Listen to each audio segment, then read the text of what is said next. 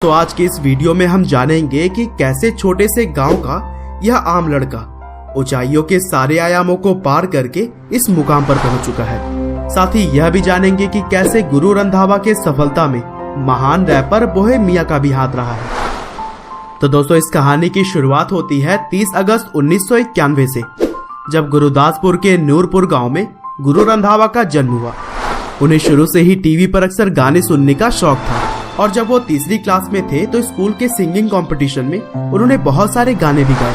साथ ही थोड़े बड़े होने के बाद जब वे 7वीं क्लास में पहुंचे तो उन्होंने गाने लिखने भी शुरू कर दिए। शुरुआती पढ़ाई उन्होंने गुरुदासपुर के ही एक स्कूल से की और फिर 12th की पढ़ाई कंप्लीट हो जाने के बाद वे दिल्ली आ गए और यहीं से उन्होंने अपनी ग्रेजुएशन की पढ़ाई कंप्लीट की। लेकिन गुरु का सपना तो शुरू से ही एक सिंगर बनने का था। वे हमेशा से ही भीड़ से हटकर अपनी एक अलग पहचान बनाना चाहते थे, इसीलिए उन्होंने अपने सपने को पूरा करने के लिए कड़ी मेहनत करनी शुरू कर दी। आगे चलकर गुरु रंधावा म्यूजिक इंडस्ट्री के मार्केटिंग और बिजनेस को समझने के लिए दिल्ली के IIBM कॉलेज गए और वहां से उन्होंने MBA की पढ़ाई की। अब चूंकि गुरु रंधावा ने 7th क्लास से ही लिखना शुरू कर दिया था, इसीलिए कॉलेज खत्म होने तक उन्होंने बहुत सारे गाने लिखकर कंप्लीट कर लिए थे। लेकिन अब प्रॉब्लम था कि उन गानों को लोगों तक कैसे पहुंचाया जाए। यहाँ पर गुरु रंधावा को जरूरत थी किसी बड़े म्यूजिक लेबल के साथ करार करने की, लेकिन एज यूजुअल एक नए लड़के के गाने को रिलीज करने का रिस्क कोई भी लेने को तैयार नहीं होता। अपने पहले गाने को रिलीज करने के लिए गुरु रंधावा को बहुत भाग दौड़ करनी पड़ी और फिर अंत में उनकी मेहनत तब जाकर सफल हुई जब स्पीड रिकॉर्ड्स के साथ उनका पहला गाना मैनू छट गई आया। लेकिन यह गाना उनको वो सफलता दिलवाने में असमर्थ था जिसके कि वो हकदार थे। और फिर आगे चलकर 17 नवंबर 2013 को उनकी पहली एल्बम रिलीज की गई जिसका नाम था पेज वन। लेकिन अगर असल में देखा जाए तो गुरु रंधावा लोगों के बीच पटोला गाने से हिट हुए, जिसे कि उन्होंने फेमस रैपर बोहे मियां के साथ किया था। इस गाने के बाद गुरु रंधावा तो मानो रातों रात एक स्टार बन गए।